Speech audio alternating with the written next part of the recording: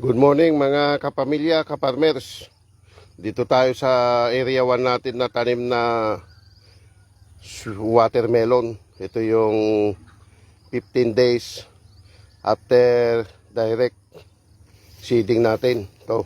Dahil umulang kagabi dito sa amin, kaya mag-spray ako ng 3-in-1 mixing organico na gawa ni Sir Chris Fernandez,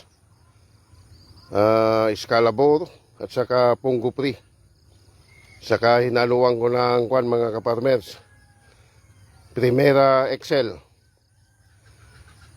Yan. Oh. Ito yung noong nakarang araw, diniloidan ko ng Nutrical Calcium ng produkto ng Primera.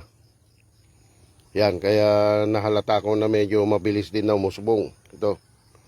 Oh, kailangan din ng pag-spray ng ligaw na damo.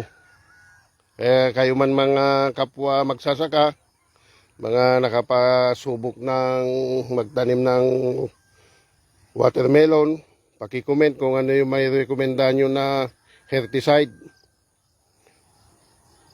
Thank you very much. Sana pagpalain mo, Panginoon, kami lahat para makabawi sa aming lugi sa nakaraang season. Makabawi, may pambayad sa utang. Amen.